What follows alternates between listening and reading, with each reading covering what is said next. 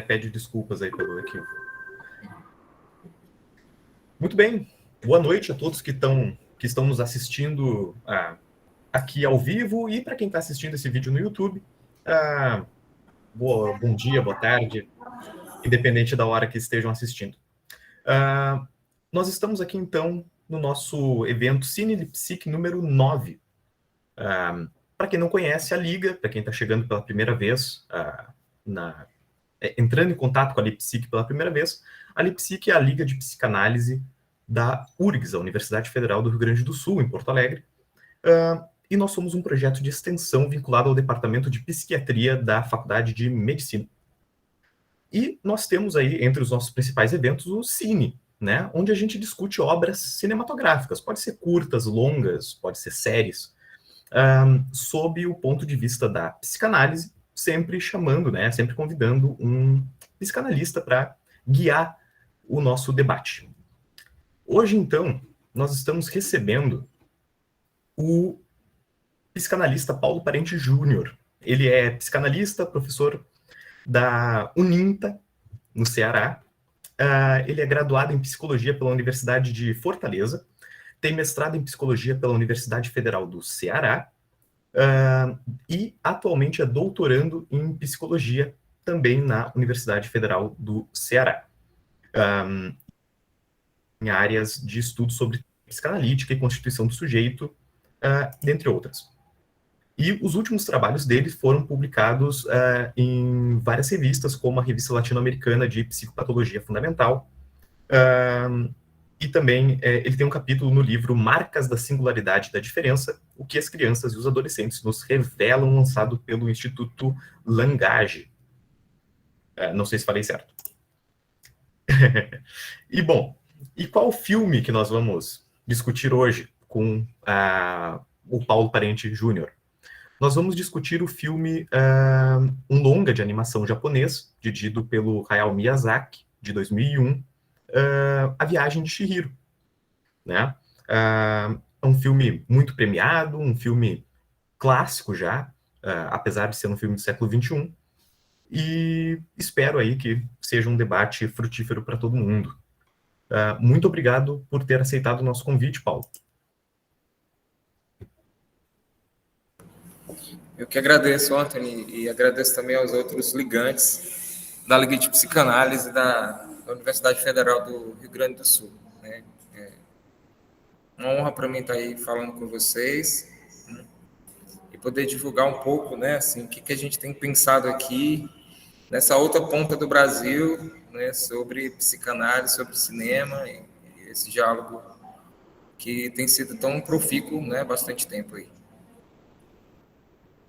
E uma coisa bem legal é que esse evento aqui é num formato extremamente inédito para nós aqui da Liga, que a gente está recebendo o Paulo direto da sala de aula no Ceará. Então, junto com o pessoal da Uninta, no curso de Psicologia, na disciplina que o Paulo ministra, que é a disciplina de Teorias Psicanalíticas 2.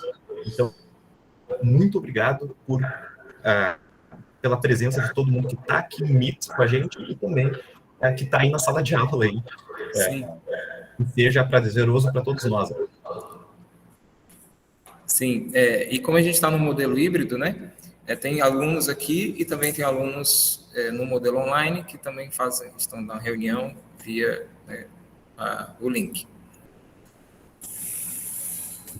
Passo a palavra para o Paulo.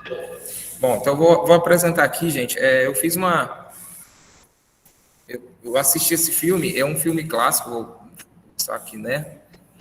E, curiosamente, depois fiz uma pesquisa e encontrei uma pessoa que tem feito uma pesquisa também muito interessante sobre o Miyazaki, e ele logo no início começa revelando uma coisa que me capturou, porque também faz parte da minha história em relação a esse cinema, né? Do fato de que, quando criança, né, não fui um fã de animes. Né? Quando criança, aparentemente, né, assim, meu colega, o Giano, está aqui com a camisa do Naruto, né? Mas enquanto criança, né, não fui capturado tanto pelos animes. Mas, em algum momento, e acho que também tem alguma coisa de especial na obra do Miyazaki e no cinema que ele fez, e também na atualidade, com que o próprio anime tem capturado, encantado adultos, né, a retomar o interesse e descobrir, né, o encantamento pela animação japonesa, e especialmente pelo cinema do Miyazaki. Nesse sentido, esse pesquisador, né, que é o Felipe Pinto, ele também conta a mesma situação, né, assim, de uma redescoberta na vida adulta do anime. E eu queria falar um pouco já de saída, né, como não um grande especialista, né, nisso, mas alguém que se interessou e fez uma pequena pesquisa, né, assim, para comentar um pouco sobre isso, a partir de uma perspectiva também histórica, cultural, cinematográfica e semiótica, para incluir um pouco a psicanálise também como a gente sabe também como uma semiótica. Tá? Eu gostaria de pedir novamente para que os celulares dos alunos aqui presentes não estejam em volume ligado, para que não cause eco, tá?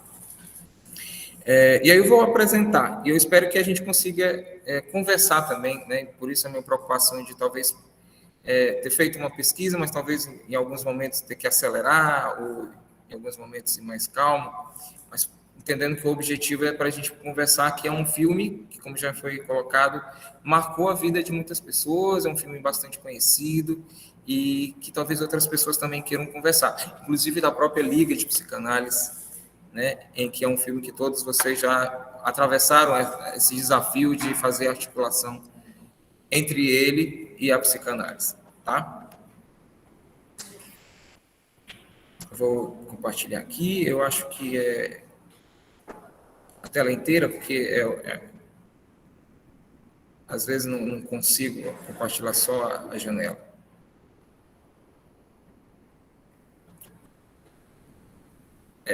Por um momento, gente, eu vou perder um pouco a visão, né, do chat, então qualquer coisa vocês me informem via áudio, né?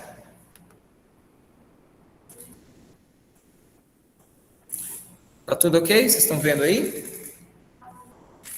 Sim. Pronto. Então, eu queria...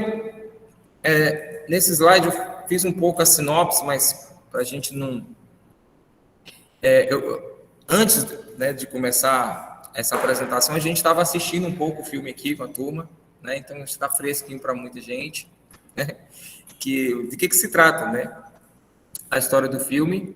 E eu peguei essa lâmina que a própria, né, Liga produziu para resumir um pouco a história, né, para quem está chegando, para relembrar um pouco que se trata de um filme, né, sobre a vida, sobre um momento, né, da vida de uma garota de 10 anos, que curiosamente, né, assim, tem já uma interpretação aqui, né, que diz que ela acredita que todo o universo deve atender seus caprichos, então tem essa coisa que talvez explique, né, por que ela está vivendo períodos de mudança e, ao mesmo tempo, bastante resistente a essas mudanças, né?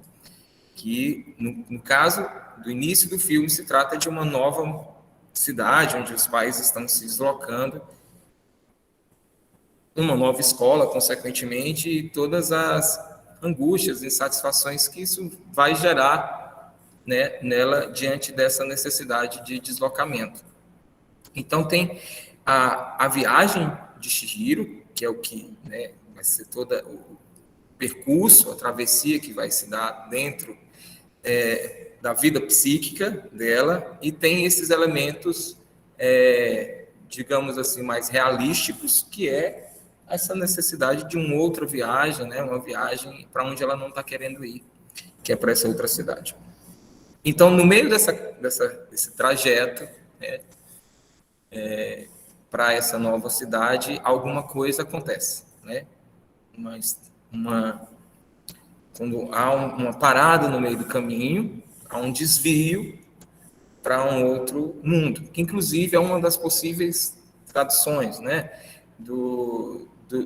da forma como o filme está colocado, né, nas línguas inglesas, que não é a viagem, Chihiro, né, mas a Spiritual Way, né, e que fala de uma situação de abdução ou, né, de ser levada para um outro mundo, em geral por espíritos, e, segundo a tradição japonesa, acontece frequentemente com crianças, né? São as crianças mais facilmente levadas por esses espíritos para esse outro mundo, né? Então, os curiosos, os pais, elas também entram dentro desse percurso, obviamente, acompanham elas na entrada desse túnel em direção a esse outro mundo. Ela, na verdade, ela hesita, e são eles que, na verdade, levam ela até lá, né? E lá é assim, um lugar que aparentemente está calmo, desabitado, e que os pais ficam interessados, né, curiosos, e vão e encontram um lugar com comida abundante, né, e passam a comer a comida dessas casas. Ela ainda estava num período de hesitação infantil diante dessa coisa nova, né? E aí ela não come de início e ela acaba por ver o que acontece com os seus pais ao comer essa comida, né? Se transformarem em alguma coisa não humana, se transformarem em porcos. E essa coisa do que se transforma em não humano é um ponto crucial também desse filme, e crucial de uma temática que é recorrente nas filosofias e nas obras de arte japonesas, né? O quanto que eles estão sempre, de alguma forma, interessados em pensar uma espécie de pós-humanismo, né? Como, por exemplo, numa nova obras de anime que está fazendo muito sucesso, né? Que é o New Gênesis Evangelho, uma coisa assim, desculpa não estar lembrando agora, mas que atualmente é uma das obras mais, né, recorrentes a se falar em termos de anime, e é uma obra que trata de futurismo, religiosidade, mas também dessa noção de um pós-humanismo, né? Efeitos de um pós-humanismo. Lembrar as grandes produções, né, advindas também de uma certa relação com a cultura japonesa, o próprio Godzilla, né, e toda a relação que isso tem já, né, com uma transformação do humano, a partir da ação humana em outra coisa, que passa a representar, né? Assim, isso tem muito a ver com a história do Japão, com os últimos eventos do século XX, com os efeitos da guerra, com os efeitos destrutivos da guerra, e também com a extrema aceleração que aconteceu, né, naquela cultura de industrialização e de tentativa de superação de um atraso, né, de um país que estava meio que isolado na tradição, né? Como que isso se deu, a rapidez como isso se deu, faz levantar em questões o que está sendo abandonado, né? Nesse processo em direção a uma humanização que, na verdade, passa até dessa humanização em direção a um pós-humanismo. Então, a gente está falando de uma região que entra um mundo da fantasia, um mundo do fantasma. Então, a primeira coisa que a gente deve não hesitar em fazer, né, é trazer isso para a cena do psiquismo, né, da subjetividade, o que está se passando, e entender também, obviamente, como isso estaria articulado com outras coisas.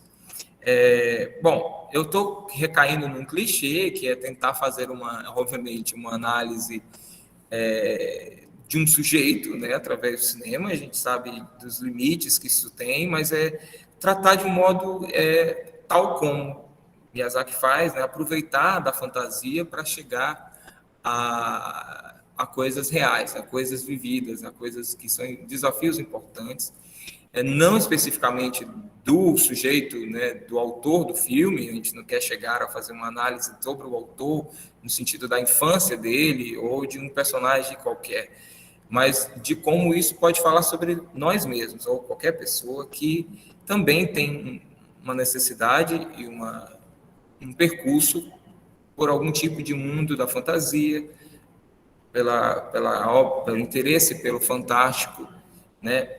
E de onde a gente ultrapassa um pouco o que é uma certa visão limitada do que é o humano, né? Que sempre o humano é uma construção, uma visada, né? Assim, um limite também, né? Então, é disso que vai se tratar, né?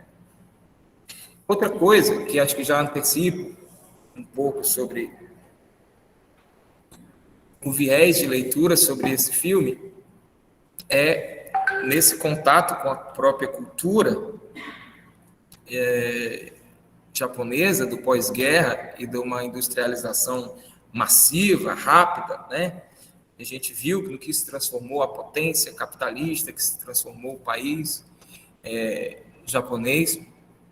É uma pergunta, né? Que acho que faz justiça à obra e que consiste, né, nessa questão, nesse mundo frenético que viveu o Japão, mas que também vivemos. O mundo atual, em que, por exemplo, antes da pandemia, né, assim, não era atravessado por um período de intervalo, né, assim, tão grande quanto, por exemplo, a gente viveu de isolamento, de parada de uma atividade frenética. Então, nesse mundo, né, frenético, que lugar que pode restar para que a gente faça uma experiência com o silêncio ou com as pausas na produção ou nas próprias relações de amizades e trocas comunicativas? Que tipo de situação que a gente pode viver essas pausas, esses silêncios, sem se tomar isso como da ordem da falta? Ou seja, no sentido da falta como da impotência, né, do puro vazio. É uma questão que abre para a necessidade de pensar por que precisamos e, talvez, sempre recorrer à ideia de um desvio para esse outro mundo. Então, tem uma hora que a gente precisa ir para lá. A criança é mais facilmente abduzida, mas acho que todos nós precisamos, em algum momento, também visitar esse outro mundo.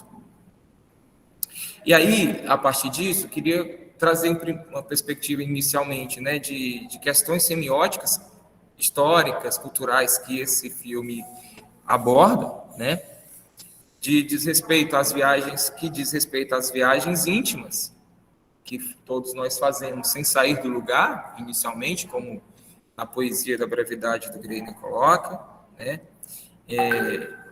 que o Felipe Pinto traz no seu trabalho, e como a cultura japonesa ela é um campo fértil para a valorização do entre-espaços, que vai ser um conceito, uma obra de uma semioticista que nasceu no Japão, vive no Brasil, professora da Universidade Federal de São Paulo, também trabalha, né?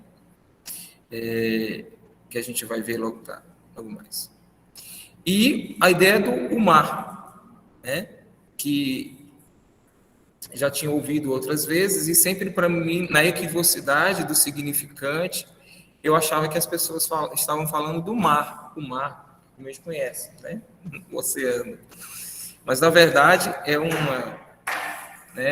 ideograma, uma palavra, um quase conceito, um signo estético, né, presente na cultura japonesa e que foi, certa vez, utilizado pelo próprio Miyazaki para iluminar um pouco o modo como ele faz o cinema, né?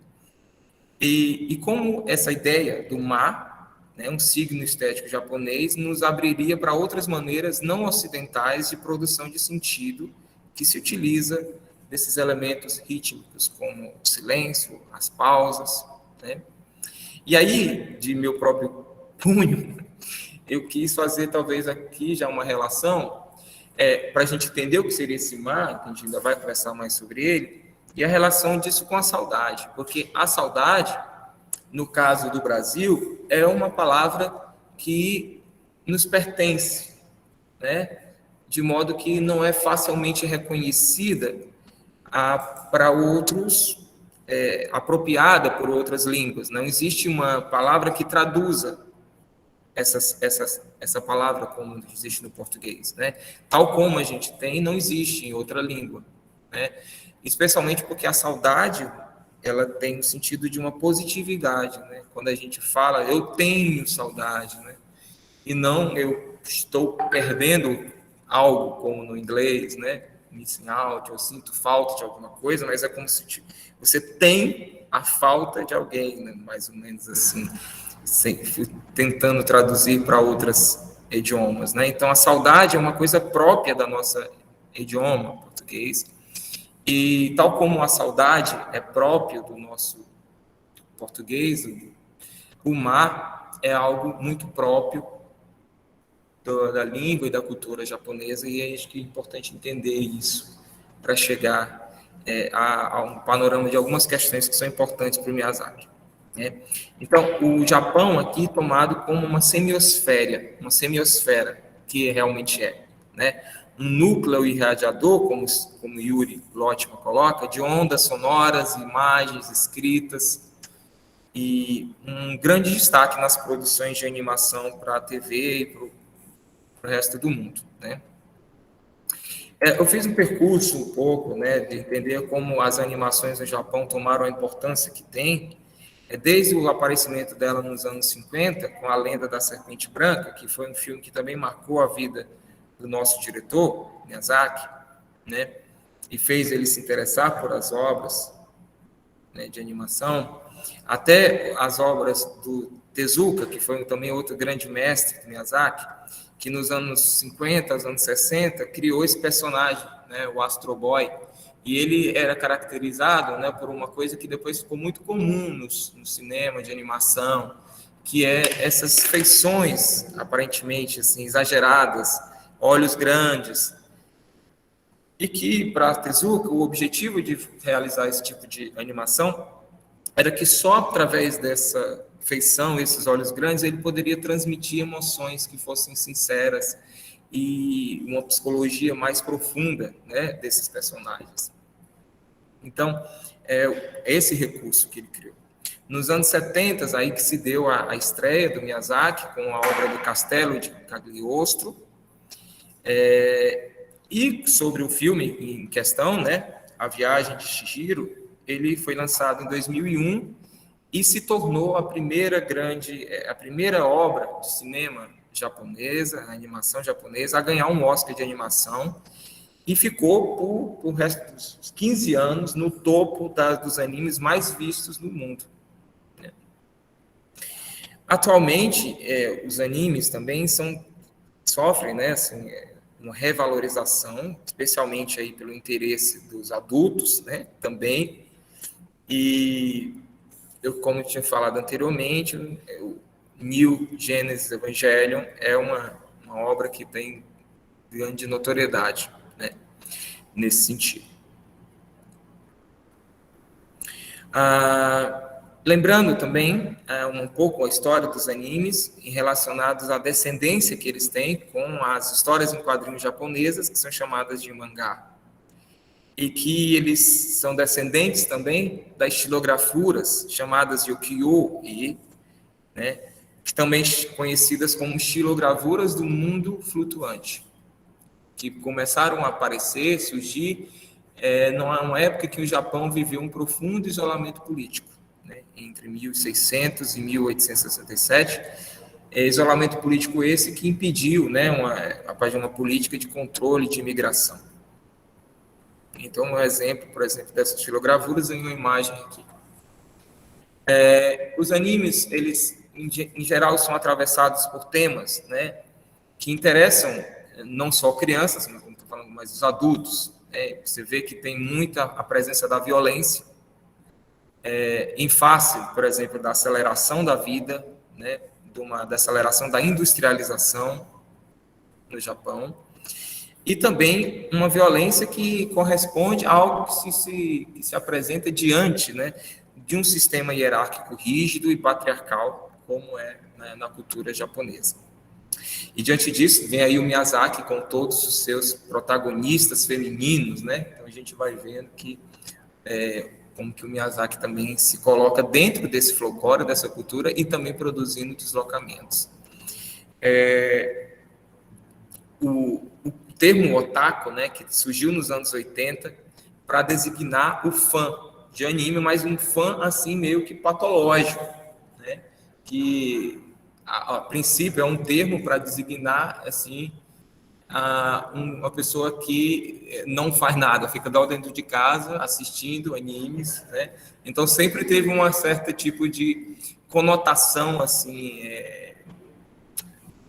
vamos dizer, não muito favorável, né, em relação a quem se chama de otaku, e também por uma certa história, né, no Japão de que as empresas de animação proibiam chamados otakus de trabalharem lá, por alguns eventos de pessoas que são muito fãs de animes que fizeram assassinatos e promoveram, né, alguns excessos nesse sentido.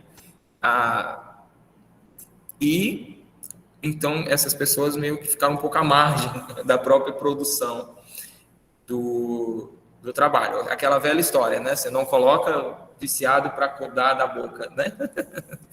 Então uma coisa assim parecida com isso.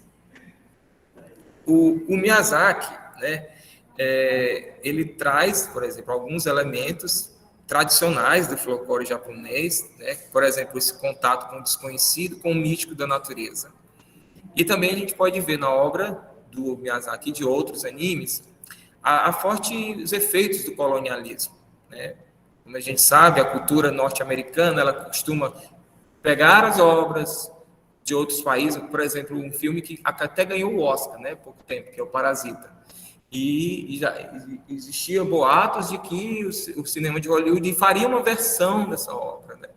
Assim, a dificuldade deles de assistirem obras sem serem feitas no original do inglês, né?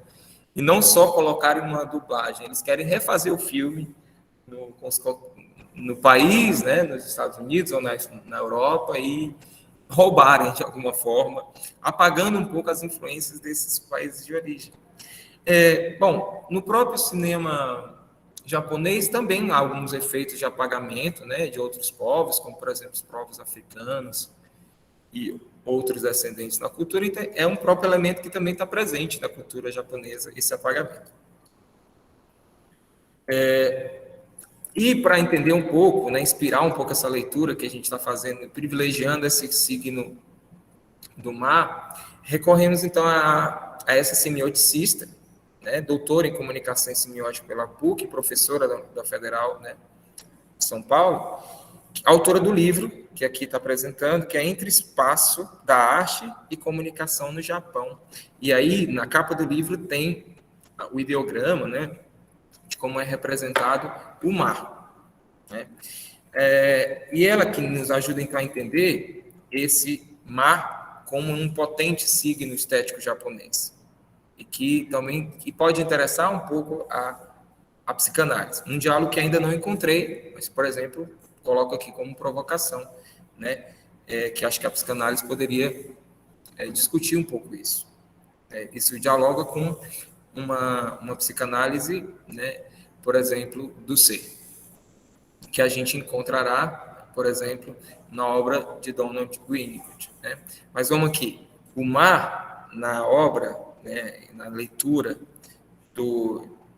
da Okano, é um elemento que encontramos na cultura japonesa, na fala, nos cumprimentos, também nas produções estéticas, como a literatura, a dança, a música, o cinema, e diz respeito a essa diferença que a cultura japonesa apresenta em relação à civilização ocidental, que tornou-se excessivamente antropocêntrica e logocêntrica, né, privilegiando demais uma certa visão humana e de humanismo e uma racionalidade científica, né? Então, se contrapondo a isso, o mar diz da valorização de um ponto de vista relacional e sensível. E para exemplificar a diferença, por exemplo, a gente pode tomar como a cultura ocidental representa o espaço e como a cultura japonesa representa o espaço. Uma boa representação do espaço na nossa cultura ocidental é que ela sempre vai fazendo isso, por exemplo, na pintura renascentista, recorrendo à aritmética e à geometria, né? O ponto de fuga único, a centralidade, as formas, né, geométricas muito bem assentadas, né? Como a gente vê na obra, uma série de linhas retas, e que isso tem que estar de alguma forma simetricamente, uma pessoa que está mais baixa vai subindo ou ficando mais alta, né? Tudo, de alguma forma, uma ciência, né? Uma arte feita com base na ciência. E uma representação do espaço com base na ciência. A cultura japonesa promove uma visão do espaço diferente. Um espaço que é habitado por um movimento, né? De entrelaçamento entre a cultura, a natureza e o divino, né? Por exemplo, o voo de um pássaro, né? No mar, o mar específico, esse ideograma, ele próprio é a combinação de dois ideogramas. A porta, esses dois elevados, né?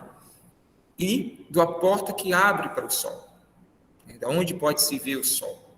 Então, o mar tem a ver com esse lugar, né, de uma espécie de abertura, um vazio que abre para uma outra coisa. Esse mar, ele não é muito facilmente explicado, nem, obviamente, por mim e nem mesmo pelos japoneses, que todos sabem o que é, mas utilizam, está presente na vida cotidiana, mas se perguntarem para ele para explicar, não vai ser fácil. Porque ele não é um conceito, né, segundo Alcano. Ele é uma espécie de experiência com um lugar intermediário, numa via de conexão com o divino, por exemplo. Uma espécie de nem ser, nem não ser, ou um respiro, um descanso, uma iminência do vir a ser. O que habita uma fronteira, um nada que pode ser tudo. E se inspirando na obra de um semioticista americano chamado Peirce, que promove uma ideia de uma semiótica do universo, né, em que o mundo é dividido numa região, né, da primeira idade, do encontro com o sensível, esse signo, então, do mar seria pertencente a essa primeira idade, a um quase signo ou a um estágio pré-signo. O mar, então, diz desse mundo primeiro, o mundo primeiro que vai nos visitar. Como, por exemplo, né, Chihiro é visitada por seres fantásticos.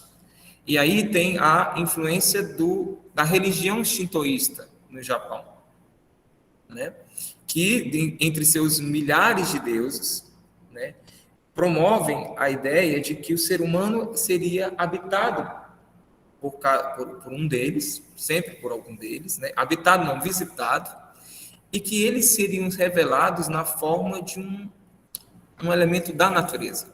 Então, os deuses visitam os humanos por um acontecimento natural. Então, desse mundo primeiro, né, ele é vivido a partir de uma experiência com um espaço vazio, mas não qualquer vazio. Não é qualquer vazio que é o mar. É um vazio que é potencial, que ele pode ser algo. Então, que pode dar um vir a se tornar algo, um vir a ser. E nesse sentido é um espaço intermediário, um símbolo de fronteira, né? Isso está muito presente na cultura japonesa, por exemplo, na entrada do bairro, né, o bairro da Liberdade, em São Paulo, né, uma praça que fui uma vez, e lá tem um tório, né, assim, na entrada desse espaço há algo que sinaliza essa fronteira, né? E nas casas também é um lugar onde se coloca os sapatos, né, que está em outro nível da casa, né? Está dentro da casa, mas ao mesmo tempo em outro nível da casa, né? Então, para dar um sentido de ao mesmo tempo dentro, ao mesmo tempo um pouco fora, portanto, um espaço intermediário.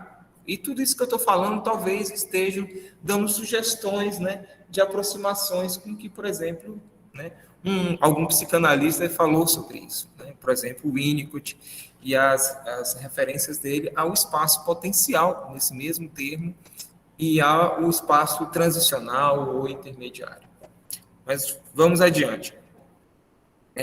Uma dica que eu dou para vocês é dar uma conferida também no canal Entre Planos, do Max Valarejo, em que ele traz uma importante ideia, uma importante inspiração. Né? Ele lembrou que um grande crítico de cinema, chamado Roger Ebert, elogia na obra do Miyazaki o fato de que há nessa obra movimentos gratuitos, chamados movimentos gratuitos, que estão estados de vazio e contemplação ou de pausas na trama. A ideia é de que no filme do Miyazaki, nem todo movimento é ditado pela história. E às vezes os personagens, né, eles vão sentar num momento, suspirar, olhar um córrego, e que isso não tem a ver com fazer avançar essa história, mas apenas para dar uma sensação ou de tempo, ou de espaço, ou de mostrar quem eles são. Exemplo no filme Viagem de Chihiro é a viagem de trem no vagão, e outros momentos próximos a esse momento, onde nada exatamente está acontecendo, a não ser ela se senta em silêncio, com outras pessoas em silêncio, e fazem esse trajeto. Em outros filmes do Miyazaki, isso volta, isso é presente. Né? E ele falou, o Miyazaki, respondendo a esse elogio do Ebert, dizendo, na cultura japonesa tem um nome para isso, né? Que é o mar. Ele mesmo citou o mar para dizer que isso é proposital no cinema que ele produz, né? Que é a ideia de uma ausência que permite que algo se manifeste através dela. E ele aproveita para fazer essa crítica, né? Em geral, outros cineastas, por exemplo, de fazer filmes infantis com muita ação, com muito movimento, excesso de movimento. Em geral, você não vê filmes infantis que se utilizam de pequenas pausas, de momentos de contemplação, né? Ficar vendo o mar, como a Chihiro coloca, né? Fica vendo o mar e diz, olha, daqui talvez eu consiga ver meus pais. Então, mas um momento em que, antes de vir essa interpretação, vem a pura experiência com a contemplação daquela cena, né? Uma antecipação, sem uma antecipação do signo. E essa utilização não é muito comum no cinema para crianças, né? Que, em geral, o movimento é muito frenético. E ele diz, as pessoas que fazem filme têm medo do silêncio. E eles acham que se você fizer um filme com 80% de muita ação, né, robôs gigantes e esse movimento ininterrupto, as crianças vão conseguir ficar atentas ao que você está fazendo, mas isso não garante que elas vão lhe dar a graça da atenção delas só porque você não consegue parar, né? Na verdade, ele diz que o que importa para que a gente consiga estar atento são emoções subjacentes que são vinculadas nesses filmes. É um ponto de vista muito importante. Então, já que a gente está falando do Miyazaki, entender também que o Miyazaki nasceu em Tóquio, né, em 1941, veio de uma família de fabricadores de peças para aeronaves. No momento da Segunda Guerra, ele nasceu de gente que estava produzindo peças para as aviações. E isso explica um pouco, né, a aproximação dele, tanto com o tema da temática do voo, como também dessas vivências com a violência, né? Então, a temática do voo, como, por exemplo, Vidas ao Vento, né, em diversos outros filmes deles, é bastante presente. Ele também graduou-se em Ciência Política e Economia, com muito interesse pelo marxismo, e permanece sendo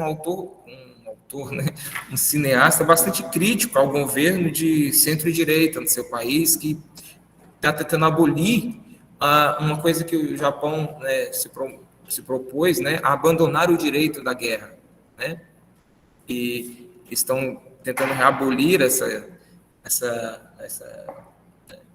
juramento que foi feito após a guerra, de nunca mais utilizar-se, né, do poder da guerra, e ter um novo governo lá, atual, nipônico, que tenta destruir esse juramento, né, de não se utilizar mais da guerra.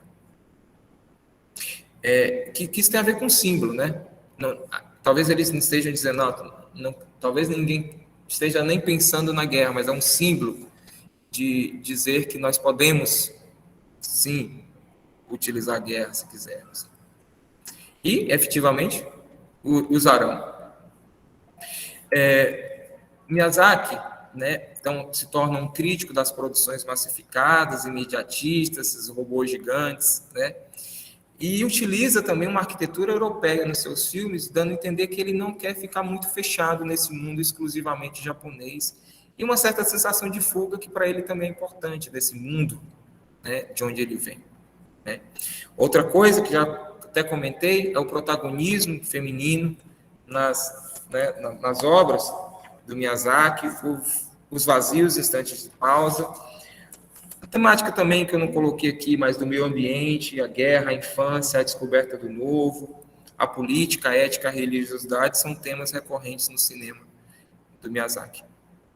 O ativismo ambiental, que acho que também é uma coisa muito presente desde o cinema, né, Náusea e do Vale do Vento, que isso é muito forte lá, mas também em vários outros filmes, que está todos os filmes do Miyazaki, inclusive Viagem de Chihiro, né? Onde, por exemplo, tem as visitas das entidades, né? Lembrando um pouco a ideia do shintoísmo, dos deuses que visitam os humanos, mas no caso do filme do Chihiro, né, tem duas visitas específicas, que são a primeira visita de um espírito de um rio poluído, ou também um espírito fédido, né, que está ali, e depois é banhado, né, na casa de banho. E também tem uma segunda visita do próprio Haku, que é um espírito que diz que conhece Chihiro desde a primeira infância, portanto, ele é um espírito capaz de ter reminiscência, um espírito capaz de ter memória. E por isso, capaz de ter memória, ele lembra, né, de que ele foi um rio, né, sufocado pelas construções cosmopolitas, né? Então, como ele se coloca, né, diante também dessa aceleração e da destruição ambientalista promovida aí pela especulação imobiliária, por tudo isso, né, que envolve a construção das cidades. E como resposta, né, figuras do desejo desse frenetismo, né, da industrialização japonesa. Indo ao filme, especificamente, vou começar pelo próprio nome, né, do filme original, né? Se a gente tentar traduzir os ideogramas por as palavras, especificamente da língua, né, que no nosso caso é a Viagem de Chihiro, nas línguas inglesas é apenas Spiritual Way, mas que é um pouco mais longo, né, tem mais possibilidades para traduzir isso se fôssemos literais, que envolve a ideia de Senchu Chihiro no Kamikakushi. Eu não sei se eu estou falando as palavras, né, na pronúncia mais certa, mas traduzindo literalmente, tem duas coisas aqui, né? Há ideogramas que, por exemplo, aqui, né, significam que há dois sujeitos, né, aqui e aqui, né? Então, não há só Chihiro no título original, também há o próprio nome Sen. Mas aqui também, além de dizer que há dois sujeitos, há um sentido de posse entre os dois. Então, tem um plano que é a posse, né, possuído, né, Chihiro possuído, de certa forma, por Sen. E também no Kamikakushi, né, que traduz, procurando, né, isso em traduções de língua japonesa para o inglês, significa, de uma primeira parte, né, um misterioso desaparecimento, mas que também tem uma outra parte, que é só o que foi tomado, né, na tradução inglesa, que é o The Spiritual Way, que é a abdução para esse outro mundo por um espírito, né? Então, eu, tentando formular uma versão semântica desse título, também poderia pensar num misterioso desaparecimento, abduzido, né, de Sen sobre Chihiro.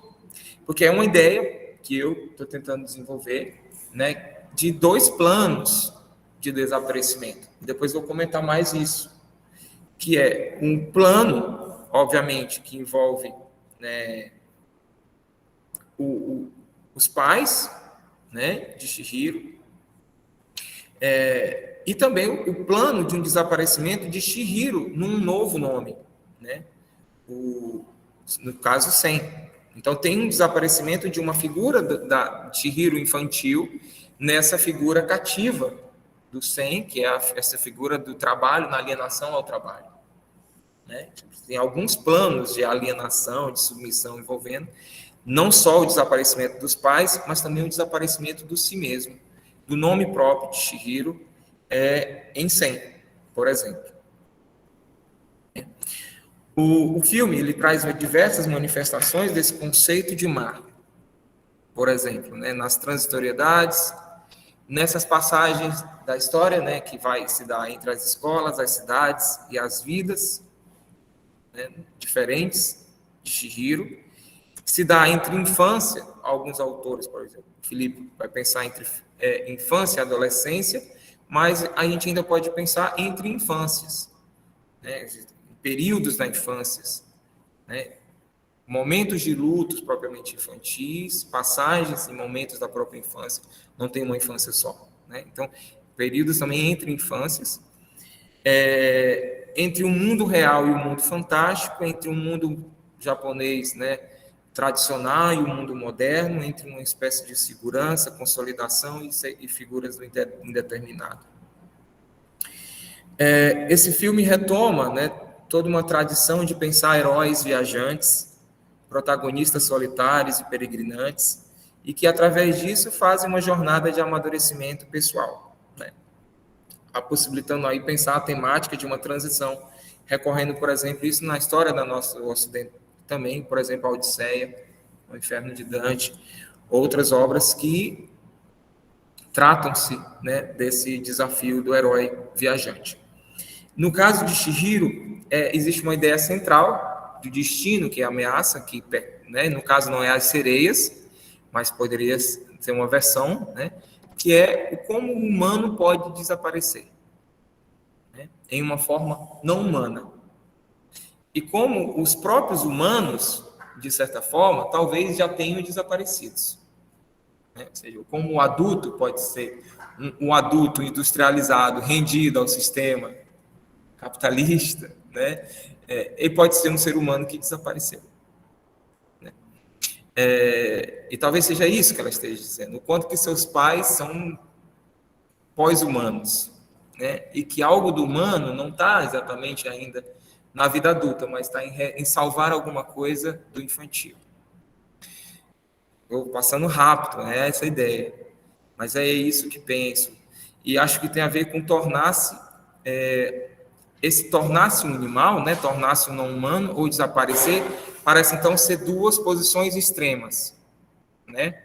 Ou você desaparece, ou você come a comida que eles estão lhe ofertando e você torna-se não humano, né? Como em algumas visões assim muito otimistas, né? Dizer assim, olha, a criança ela deixa a infância para se desenvolver, para amadurecer, para tornar-se um adulto. Na verdade, ela deixa a infância para ir em direção a, por exemplo, a uma não-humanidade. Alguma coisa que tem na infância, ela só pode sobreviver sobre a condição de não-humanidade, né? Certamente os limites do que é o conceito de humanismo. Então, alguma coisa estaria relegada a desaparecer ou a tornar-se não humano. Então, o desafio de salvar a humanidade, né? Nem de desaparecer e nem de tornar-se não humano. Na placa do trem que leva ela, tem uma coisa interessante, que é 2 símbolos, né? 2 ideogramas, em que um significa meio e o outro caminho. Portanto, o caminho do meio, o espaço intervalar, o vazio e o momento de intersticial de transitoriedade que é o mar, né? Isso, como aponta o Felipe também na obra Deslocamentos Espaço-Temporais, Espacialidades em Mar em Viagem de Chihiro. Um trabalho que foi orientado pela professora da Universidade Federal, Gabriela Reinaldo.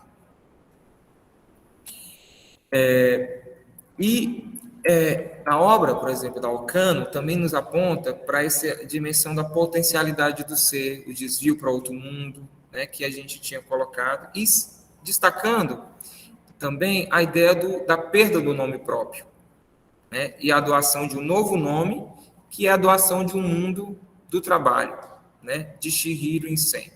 Aí tem essa imagem, né, desses 2 mundos aí, um sombrio, um mundo do ensolarado e, ao mesmo tempo, uma ponte. Acho que está tratando, então, dessa transição nesse cinema.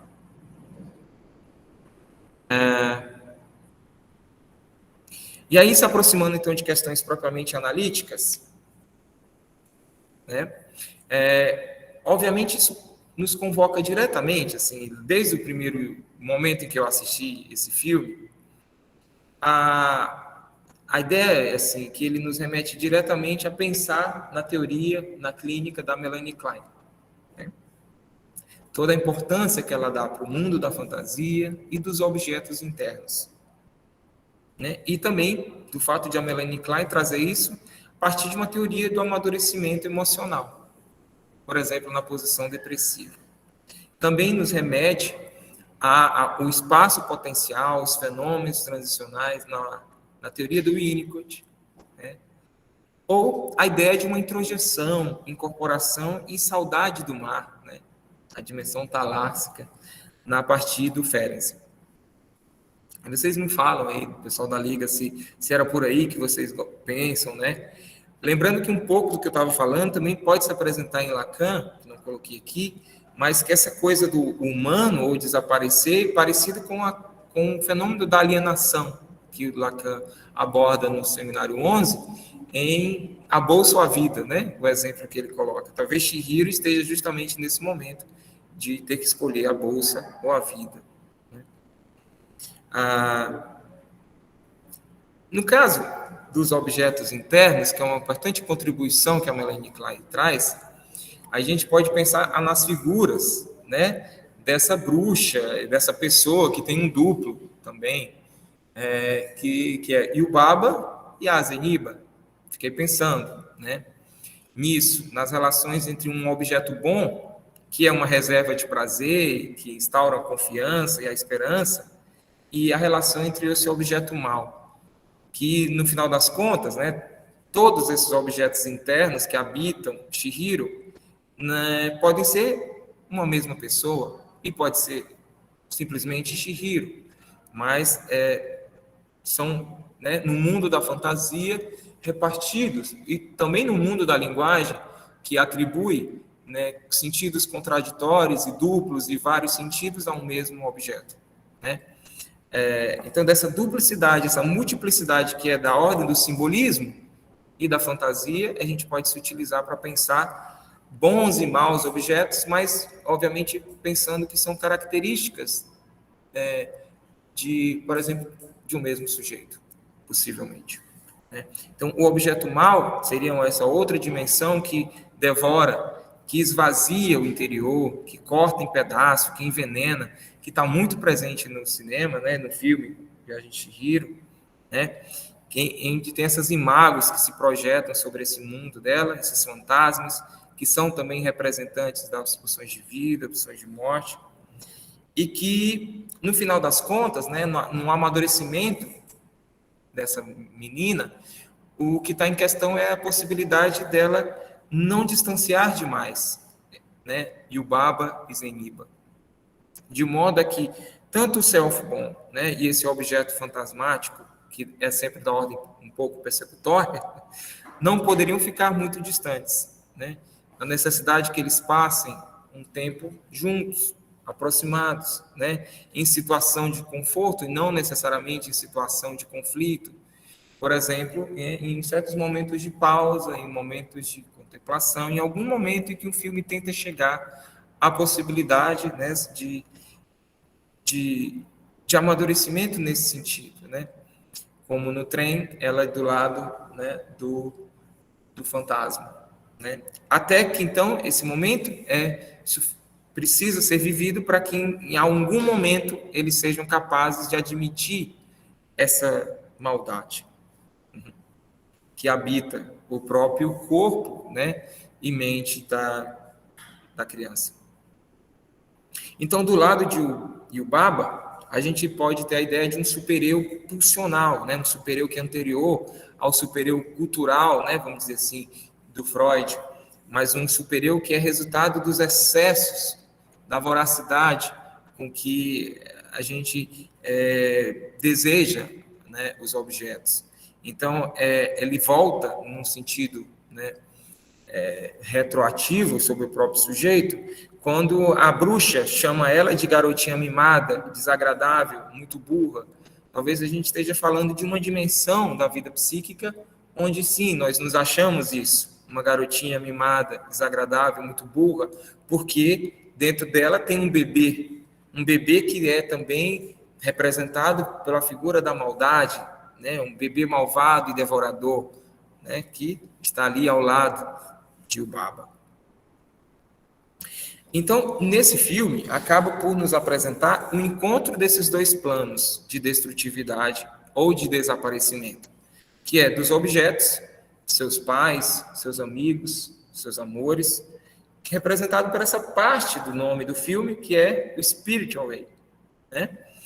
Então, ao mesmo tempo, tem um outro plano de desaparecimento, que é do si mesmo, que envolve esse perda do nome próprio, essa alienação ao nome que não é dela, né? Em que em um momento ela vai precisar conquistar de volta, que é sem alienação do si mesmo, de sem sobre Chihiro.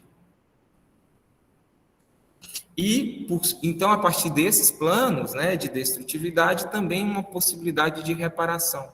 Aqui em Melanie Klein, né, e do lado de Zeniba, a gente pode encontrar nessa visita, né, depois de viver um espaço potencial, um espaço intermediário, né, na viagem do trem, né, um encontro com esse Zeniba, que a possibilidade de uma reparação, uma capacidade para reconhecer, respeitar o outro, respeitar talvez os seus pais que queriam ir para a cidade, outra cidade, né? Então, respeitar o outro com vontades próprias, né? Direitos próprios e não seus caprichos, como diz na sinopse, né? Que foi apresentado. Então, esse outro pode ser vivido respeitando sua diferença, suas próprias vontades, e a gente pode revivificá-los, né? Recriando esses objetos que precisaram ser destruídos nesse mundo da fantasia. E desse modo, salvar a si e aos próprios objetos. Eu meti essa aqui também, que é essa aproximação, né, de uma teoria do Winnicott, do verdadeiro, do falso self e do núcleo incomunicável do self, fazendo uma assimilação, né, desse nome próprio que lhe pertence, né, que diz respeito ao seu gesto espontâneo, à continuidade do seu ser, que é Chihiro, né, a linguagem do seu verdadeiro self, a linguagem da infância, né, e, por outro lado, sem uma condição cativa, como a constituição do que o Winnicott chama de um falso self, por submissão forçada ao ambiente, mas, ao mesmo tempo, o falso self, para o Winnicott, é também um lugar de cuidado. Né? A gente exerce o falso self para cuidar do verdadeiro eu, de modo que há sempre um traço do verdadeiro eu também nascendo, né? No falso self. Então, é uma submissão forçada ao ambiente para proteger nada mais, nada menos do que a própria Chihiro. É exatamente isso que acontece no filme.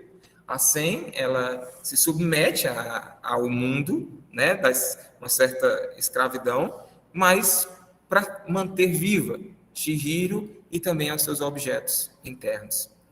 E ao lado disso, Winnicott pensou uma outra figura, que é a figura de um núcleo incomunicável do self. E que nem é, né, nem é o falso, nem é o verdadeiro, mas é talvez mais próximo do verdadeiro, e no núcleo desse verdadeiro, que é um lugar sem nome, sem documento, né, e dificuldade de dizer o que é, como, por exemplo, é o sem rosto, né, que até fala, mas não sabe dizer de onde é, do que é, não lembra de nada. Então, no self, há um lugar para esse incomunicável. E ele nos aproxima, esse lugar de uma incomunicável, ou que o Bulamar, né, chama de um self anônimo, é vivido especialmente, né, quando a gente pode incluí-lo, não algo a ser traduzido, não algo a se transformar em uma revelação, mas algo para ser apenas ser útil para uma capacidade para que nós estejamos só conosco mesmos, né? com aquilo que a gente ama, né? E para terminar, né, eu lembraria essa questão, né, que em Winnicott se apresenta como que se utilizar dessa zona incomunicável, tanto como se utilizar dessa zona potencial e transicional, diz respeito à capacidade para estar só, desenvolver uma capacidade para estar só, mas que é uma capacidade para estar só que só é legítima, né, porque ela é vivida junto de alguém, né? E então, a própria capacidade para estar só, em Winnicott, ele diz que é a matéria de que é feita a amizade.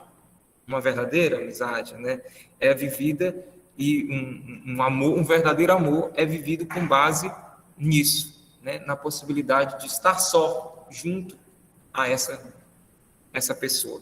E aí, né, eu acho que é disso também que Chihiro acaba nos inspirando a falar com esse lugar, né, com o mar e com esses objetos, né, que vão acompanhando Chihiro, e alguns vão precisando ser vivificados, salvados, transformados. Ao mesmo tempo que na verdade, ela, a garotinha que está se transformando. Então, gente, é isso, né, que eu pensei, que eu queria passar para vocês a partir do que esse filme me provocou. Vou voltar aqui para o chat. Desculpa, porque talvez eu tenha falado muito.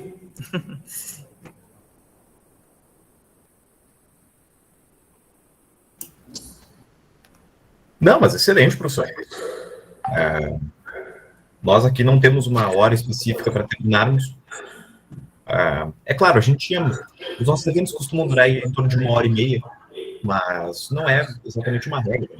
E eu falei o quê? 2? Não, mas vamos agora iniciar aí uma conversa, um papo. Eu vou liberar aqui o formulário de presença para o pessoal que quer, né, o certificado mais à frente. Só um momentinho.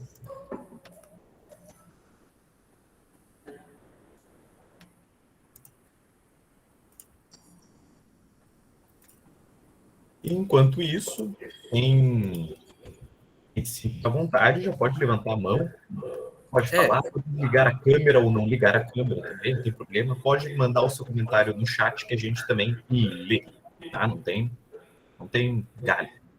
Queria ouvir o pessoal aí do Sul, o que acharam, né? Assim, que tenham pensado, assim, a Liga, né? Já que tem pensado tanto sobre esse filme, fiquei curioso saber o que vocês gostam, né? O que vocês pensam, né? Sobre o filme também. Meu professor, tudo bom? Gostei muito de ouvir, trouxe umas ideias diferentes do que eu tinha pensado. Quando eu vi que a gente ia vida, eu pensei nas coisas de desenvolvimento que eu tinha, assim, me parecia que eu estava bastante essa questão de desenvolvimento dela, esse afastamento dos pais, para poder ter outras experiências do mundo da fantasia. Então, eu estava mais apegada nessas questões de desenvolvimento, dos pais, no afastamento. O senhor trouxe outras ideias, assim, que eu super pensava, muito mais interessantes. Eu fiquei numa coisa muito menor, assim, de pensamento, mas também para mim fazia sentido, né?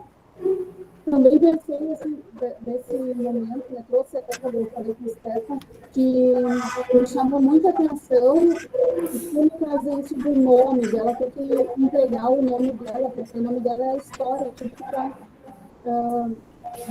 que está nela, né? O nome dela é a história subjetivada nela, a partir desse nome, né? Chihiro. Então, assim, foi... Eu só agradecer mesmo por ter ouvido, porque me deu muitas ideias de outras coisas para pensar sobre o filme.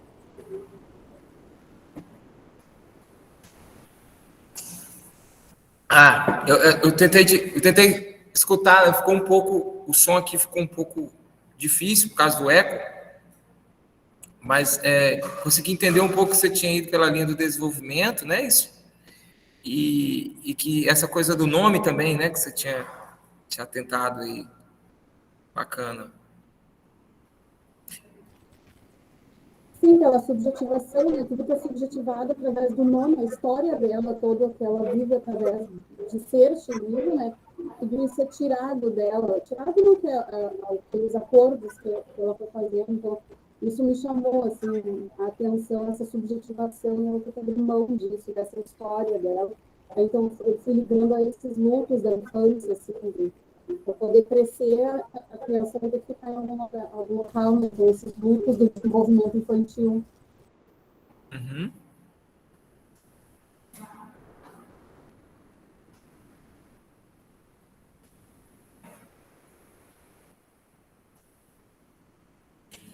É isso aí. Perfeito. Foi possível entender, professor? Sim. Perfeito. Se tiver uma pergunta, eu tentarei responder, né? Porque acho que foi uma observação mais, né? Uhum. A Rose ali, ela colocou no chat que deixa eu entender aqui, bastante esclarecedor. A Rose ali, ela está falando ali sobre Boa noite, a professor. fase... A Rose ali está falando Professor, sobre... Oi, fala, Maria. que número é esse que está na frequência? Número do cartão, alguma coisa, identidade CPF. Depois eu te explico. Depois eu te explico. Fica Vai, tranquilo, eu mando para você o link. mas era melhor explicar era agora. Vamos conversar aqui, estamos, né? Assim, não, o pessoal está em dúvida. Não, é para fazer o certificado, pessoal. Isso, Exato. Né, claro, não é para roubar nada de Shihiro. Isso, a gente precisa de algumas informações para emitir o certificado. Ou o número do cartão URGS, né? Para quem é da URGS, pode colocar só o número do cartão, não tem problema. No meu caso não tem nada para roubar. Tem para pagar. O meu também.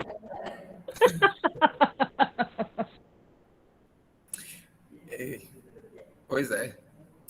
Isso, a Rose, ela colocou alguns apontamentos aqui no chat sobre algumas temáticas ali que ela achou no filme, né? Sobre o processo de sair da fase da criança para uma adultez, né? Ali uma adolescência, né? Que não é bem uma fase adulta, mas já não é uma fase infantil, e a descoberta aí desse primeiro amor, né?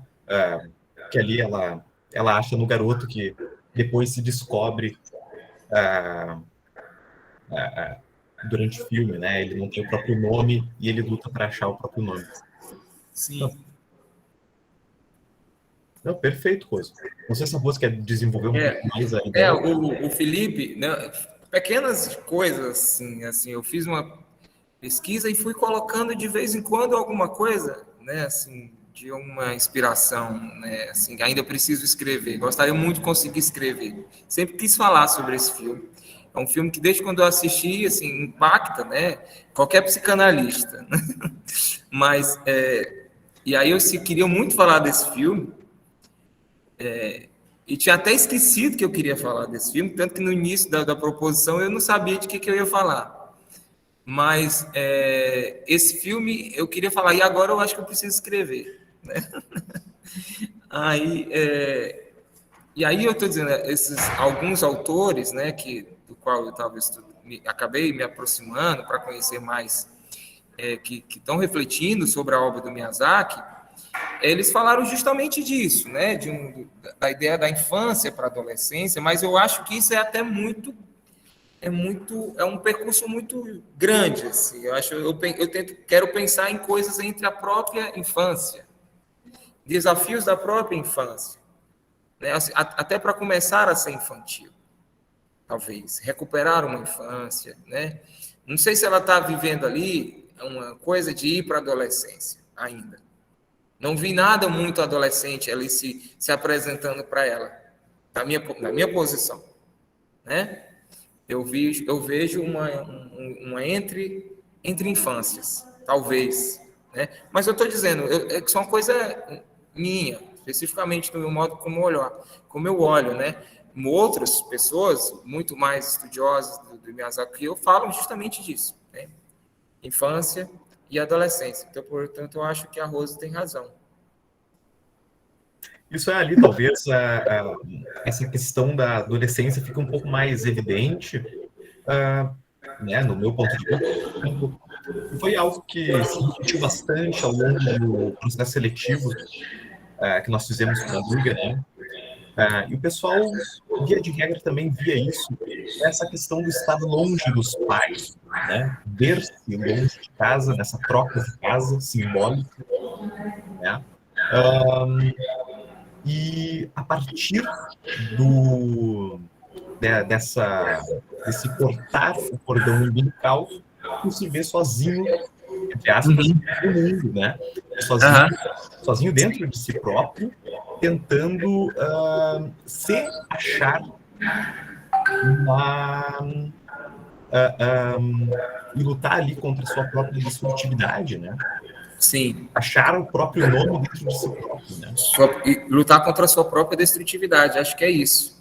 E aí, lembrando uma coisa do Miyazaki, que ele colocou que as pessoas, em geral, quando fazem filmes, e eu acho que ele estava pensando especialmente isso, quem faz filme para criança tem medo de utilizar o silêncio e a pausa e a contemplação, é lembrar que talvez isso seja uma das melhores características também, né, do que a gente está falando em Klein e Winnicott, que ao falar da criança, não necessariamente da adolescente, ela já coloca a necessidade de uma elaboração de uma posição depressiva, de um momento de transição, de solidão, de incomunicabilidade, né? Ou seja, de luto. Então, não coloca a infância numa posição idealizada demais, né? Onde seria o paraíso, e tudo que é perda, o silêncio e pausa tem que ser jogado para a adolescência. Não, né? A gente está falando de um processo que é próprio adolescência, um desafio que é próprio da infância, né? Viver situações assim também. A Rose havia levantado a mão. Pode falar, Rose. Boa noite. Eu acho que você já complementou minha fala em relação ao que eu comentei. Eu falo que toda vez que você assiste o filme, você tem uma visão diferente. Para mim já ficou bastante evidente essa questão aí do momento da fase de infância aí para pré-adolescência, aquele momento que você se sente saindo, como se você estivesse saindo do processo de desmame da mãe, dos pais, e partindo aí para a pré-adolescência, em que você está descobrindo novos caminhos, novas fases, e lidar com essa nova fase, com esse novo momento, o quanto que ele te choca, que para ela, aquele novo a chocou, na visão do novo lugar que ela estava vivendo, um novo ambiente. Então, como se fosse essa fase de transição criança pré-adolescência, entre que a criança o adolescente se sente um pouco perdido, e ao mesmo tempo no final do filme, ali, aquela parte que eu falei do primeiro amor, porque ela existiu ali já um começo de um sentimento para o outro ser que não é o pai e a mãe, sim pelo aquele garoto. Então é ali aquele primeiro amor, né, que acontece também na fase pré-adolescência. E o desespero no final de voltar a ser criança, que muitas das vezes a gente quer voltar a ser criança e voltar ali para o colo, para o aconchego do pai, para o aconchego do colo da mãe, que foi no final que ela ficou bem agarradinha na mãe e se viu ali a protegida, aconchegada. Então, esse processo todo que muitas das vezes é bastante complicado, né, nessa transição aí criança, pré-adolescência, adolescente, que nos remete aí a inúmeros sentimentos, sensações, emoções, é bem conflituoso. Mas você acaba tendo uma visão assim, um pouco de uma coisa, um pouco de outra. É isso. Eu vou só comentar uma coisa antes de dar para a Karen, né? Que ela também levantou a mão. Não, eu acho muito interessante também essa coisa do que ela volta aos braços, né? Que você acabou de falar. Porque talvez, né, é isso que é talvez uma ideia de um amadurecimento, é de você poder se utilizar dos objetos de amor sem temê-los destruí-los, né? Ou seja, de certa forma, a própria união subjetiva, a relação com o outro, depende de uma certa confiança que você não destruirá isso, né? Ou seja, como a desobediência, o desinteresse, né, a revolta, e que abre para um campo de uma fantasmática destrutiva, e a criança achar que não pode, né, o ódio que ela sente, que todo mundo sente, em relação também a esses objetos, seriam, né, os pais sobrevivem a isso. E a ideia de que eles sobrevivem, então, se sobrevivem, não, então eles podem ser amados, né? Eles podem, então, também se voltar aos braços. Vou passar a fala para Karen, que levantou a mão. Fala, cara. É bem da verdade que eu cliquei sem querer mesmo. Como? Cliquei sem querer na mãozinha. Acontece. Freud diz que não existe acaso. Agora vai ter que perguntar. Fala aí, Karen. Agora fala. Participa aí. Não, ali havia dito que foi um falho aí da Karen. Não, brincando. Vamos analisar aí essa levantada de mão aí sem querer. Giano. Fala, Giano. Deixa eu ajeitar aqui. Bom, é interessante. Esse filme é um filme incrível, né, para a gente conversar sobre, né? A Lia falou dessa visão assim da infância, e a Rose também falou, né, dessa transição da infância para a adolescência, e o professor falasse da questão da proposta de Winnicott, né? E a proposta dele é justamente essa, né? Ela parte do princípio de que todo indivíduo tem uma tendência inata para amadurecer, mas que isso só é possível se a pessoa tiver um ambiente facilitador, né?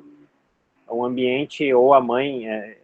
Eu não sou, assim, tão estudioso de Winnicott, mas tem a máxima de Winnicott, que é a mãe suficientemente boa na primeira infância, e é nessa fase que se forma, né, as bases da personalidade e saúde psíquica e tal. E aí a gente percebe essa quando ela a Chihiro ali no início do filme, quando ela se sente assim, quase que uma sensação de abandono pelos pais, assim, né? E aí ela acaba se obrigando a desenvolver tudo isso, e isso foi bem legal, assim, no filme.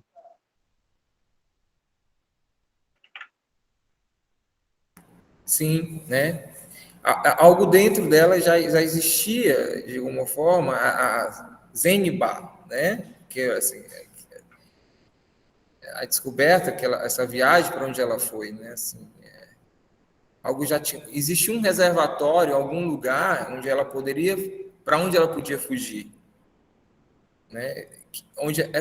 E na cultura japonesa também esse vazio, essa pausa, que acho que a Adelaide fez um belíssimo comentário agora de fuga, né? Desse barulho, ele não é um vazio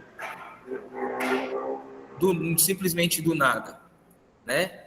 É um vazio onde, por exemplo, você pode receber a visita de uma divindade, do divino, ou pode não acontecer nada também. Mas ela é alguma coisa de onde pode acontecer algo, né? Ou seja, é um vazio potencial. Então, no filme, né, retomando essa ideia desse momento intervalar potencial, é justamente condição para que ela retorne, encontre Zenibar, né, que é assim, a ideia de que já estava lá, mas precisou, né, ser acessado a partir dessa parada, dessa pausa, ou desse momento, né, de vazio aí, contemplativo. Uma coisa que o Giano falou e que fez agora eu pensar é que, de certa forma, são os pais da Chihiro que levam ela para essa viagem, né? Ela está no carro junto com os pais. Então, de certa maneira, a gente pode ver isso como pais que estão levando ela para um ponto. Estão me ouvindo? Estão conseguindo me ouvir? Só essa frase aí, pais que... A gente pode ler essa ideia dos pais conduzindo ela de carro para essa viagem como pais que estão levando ela para a madureza, né? Para esse desenvolvimento, né? Então, creio que são pais aí que estão deixando ela se desenvolver. O Alderley de Gaspar colocou ali: creio que todos nós, sobretudo no barulho do mundo atual, necessitamos de pequenas pausas mentais pela contemplação do e no silêncio. Essa percepção do filme, que é característica do trabalho do diretor, me cativa.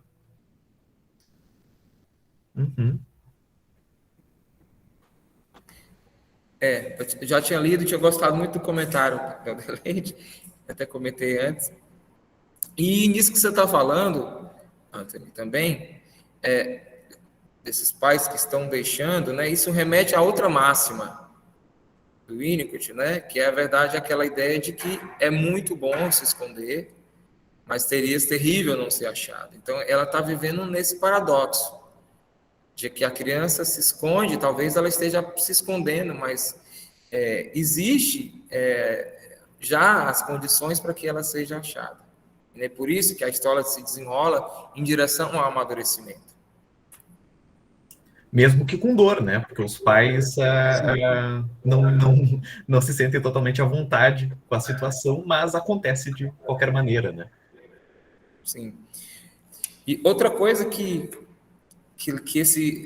toda essa discussão me provocou, né, assistindo o filme, é pensar os atendimentos agora na pandemia, na modalidade online, onde a gente perdeu o contato com esse tempo de espera, talvez, e como é que ele é vivido, né, o tempo de espera das sessões analíticas.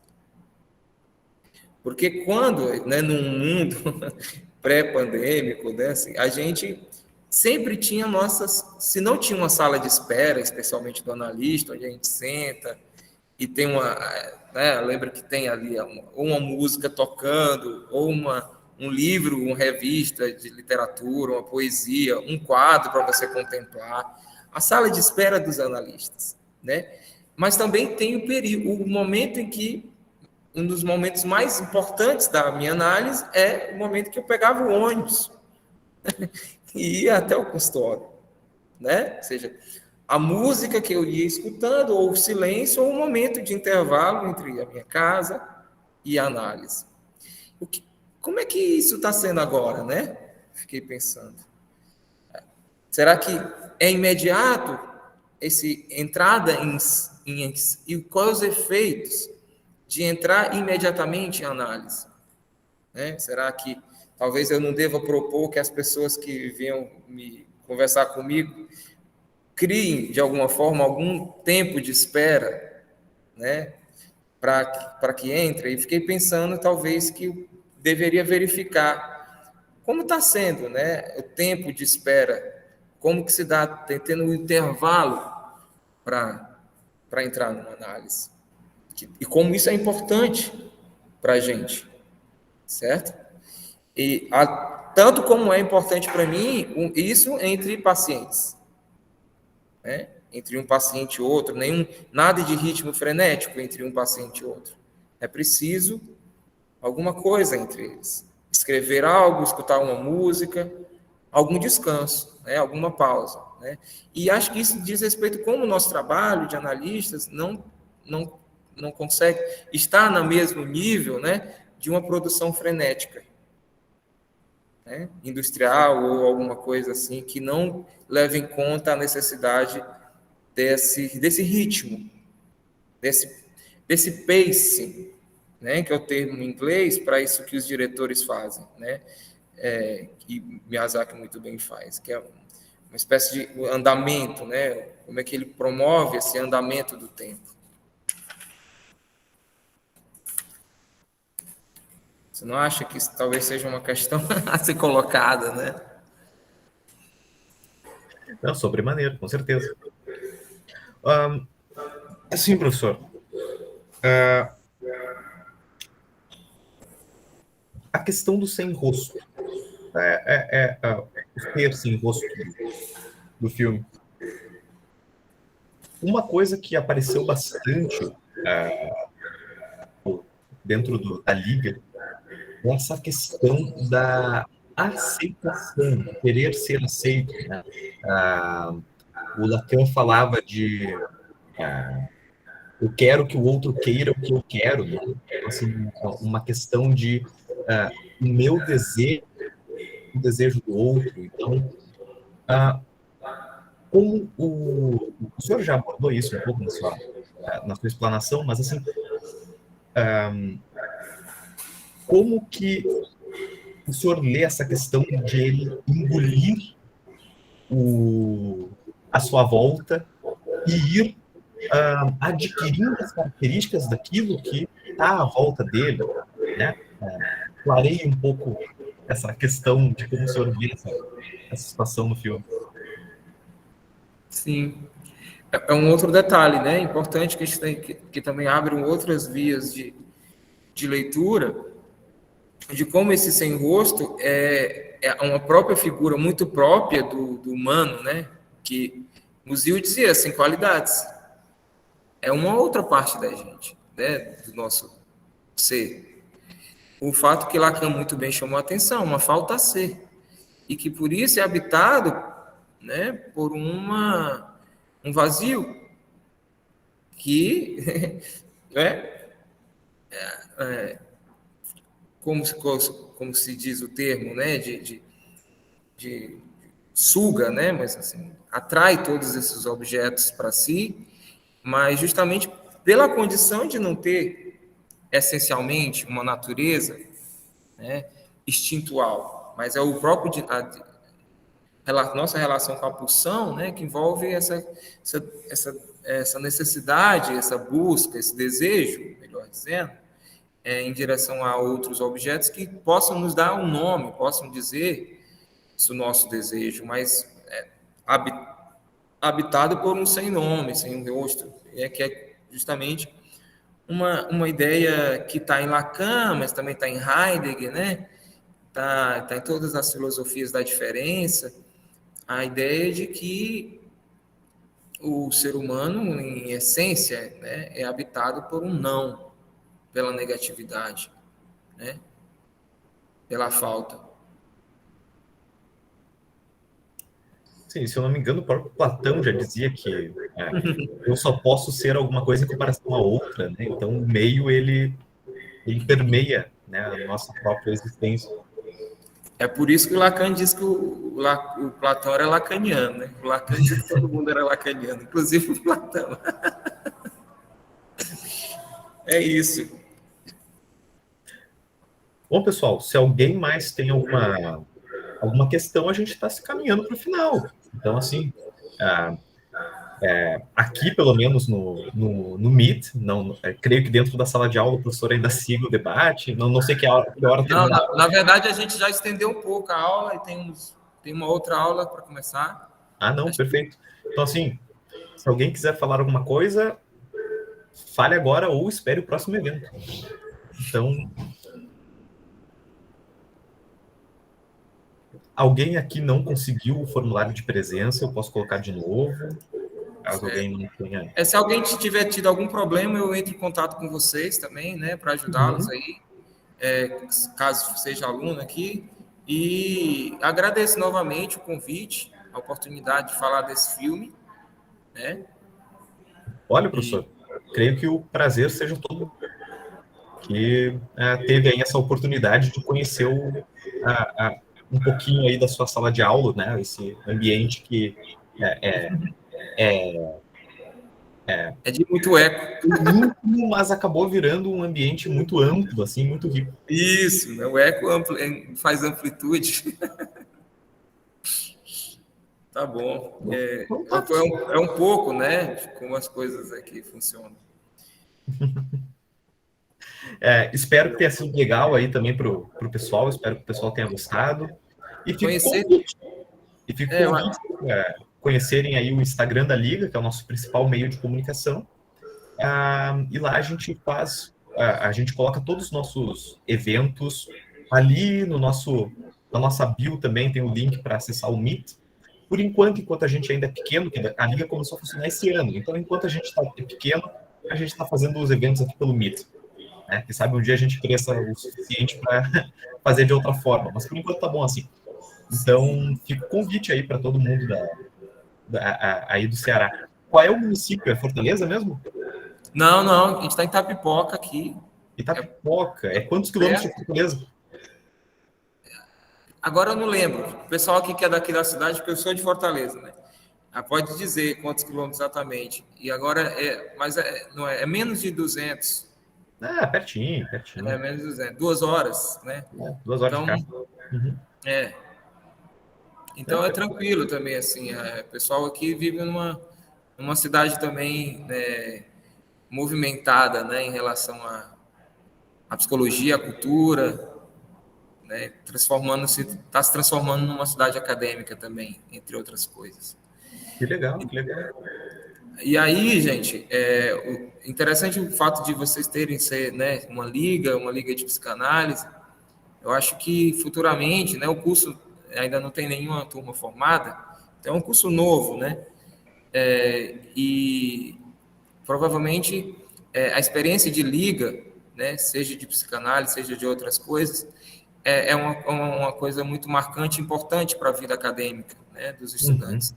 E eu acho que vocês estão também podendo ser como uma inspiração também para os alunos e para pensarem também, né, em criar suas ligas e desenvolver aqui, tal como vocês estão fazendo aí.